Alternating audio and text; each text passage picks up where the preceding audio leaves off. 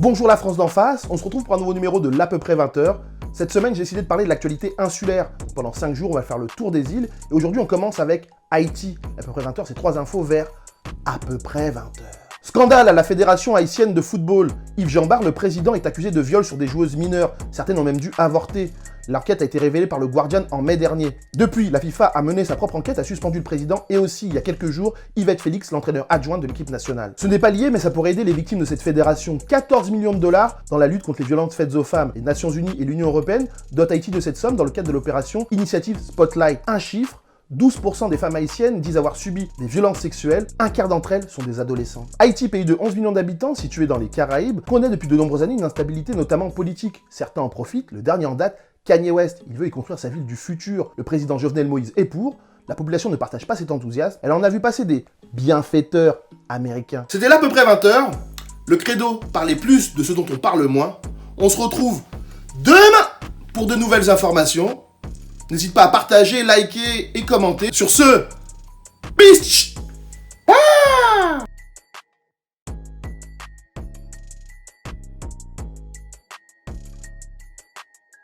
Bonjour la France d'en face, on se retrouve pour un nouveau numéro de l'à peu près 20h. Cette semaine, j'ai décidé de parler de l'actualité insulaire. Aujourd'hui, on parle des Comores. L'à peu près 20h, c'est 3 infos vers à peu près 20h.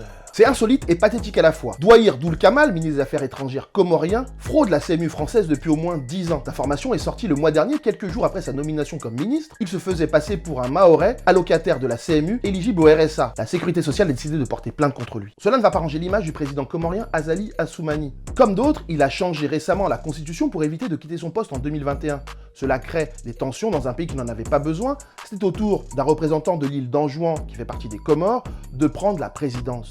Les Comores, pays de 850 000 habitants, est composé de 4 îles, dont Mayotte. Le gouvernement comorien considère que Mayotte est occupée par la France. Les Nations Unies ont d'ailleurs pendant longtemps condamné l'État français pour cela, mais dans les différents référendums, les Mahorais ont manifesté l'envie de rester français. C'est leur choix. C'était l'à peu près 20h, le credo parlait plus de ce dont on parle moins. Aujourd'hui, c'était les Comores. On se retrouve demain pour de nouvelles informations. Sur ce, n'hésitez pas à partager, liker et commenter, c'est très important. Sur ce, peace!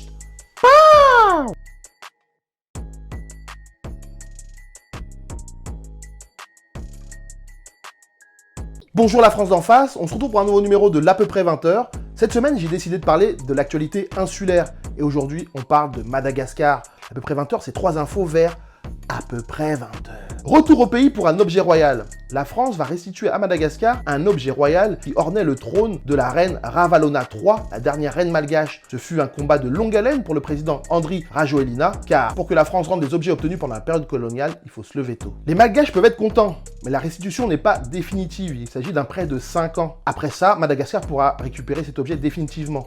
La France a choisi cette option car aujourd'hui, aucun texte de loi ne permet de restituer de façon permanente ce type d'objet ou ces œuvres d'art. Madagascar, pays de 27 millions d'habitants, est la 5e plus grande île du monde. En Afrique, il est le premier pays en termes de terres agricoles cédées à des investisseurs étrangers. 3,7 millions d'hectares. La Cour pénale internationale considère cet accaparement des terres comme un crime contre l'humanité. C'était l'à peu près 20h, le credo parlait plus de ce dont on parle moins.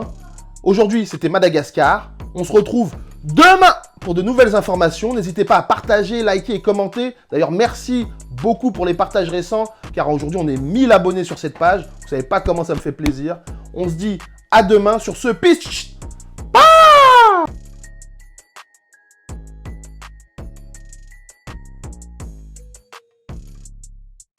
Bonjour la France d'en face, on se retrouve pour un nouveau numéro de l'à peu près 20h. Cette semaine, j'ai décidé de parler de l'actualité insulaire. Et aujourd'hui, on parle de la Guadeloupe. L'à peu près 20h, c'est 3 infos vers à peu près 20h.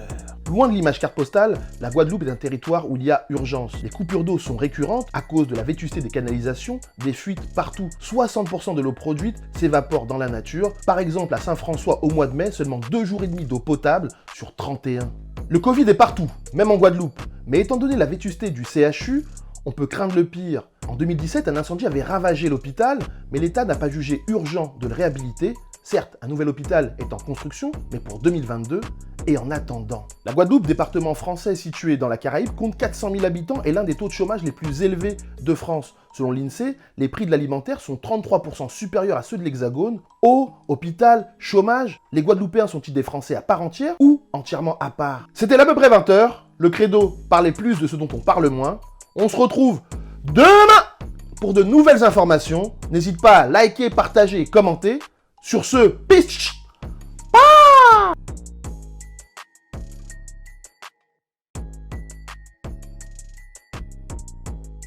Bonjour la France d'en face, on se retrouve pour un nouveau numéro de l'à peu près 20h. Aujourd'hui c'est vendredi, et vendredi ici c'est Netflix, mais pas cette fois, car j'ai pas trouvé mon bonheur sur cette plateforme par rapport à mon thème de la semaine qui sont les îles. J'ai trouvé un film à vous présenter, à peu près 20h, c'est 3 infos vers à peu près 20h. Cafou, film haïtien de 50 minutes, c'est l'histoire de Doc et Zo, deux jeunes haïtiens à qui on confie un colis à livrer. 3 règles à suivre, ne jamais arrêter la voiture, ne jamais descendre les vitres et ne jamais ouvrir le coffre. Bien entendu, rien ne se passe comme prévu. Un film bien ancré dans sa réalité haïtienne, à voir absolument. Ce film, je l'ai vu sur la plateforme Cinewax, spécialisée dans les films africains et de la diaspora, une très bonne alternative à Netflix. Et je te conseille aussi le site et le podcast Karouké Raman, qui s'intéresse à la représentation des Caribéens dans la fiction. Et d'ailleurs, il y a une très bonne review du film Cafou. Disparition inquiétante de JJ Apali, l'acteur français d'origine ivoirienne et guadeloupéenne, a notamment joué dans Le Gang des Antillais. Sa famille et ses amis n'ont plus de nouvelles de lui depuis octobre 2019. À Reims, où il vivait, aucune trace non plus. La police lance un appel à témoins. Si tu as la moindre information, appelle au plus vite le commissariat de Reims. C'était à peu près 20h. Le credo, parler plus de ce dont on parle moins. On se retrouve la semaine prochaine pour de nouvelles informations. N'hésite pas à liker, partager et commenter. Sur ce, peace!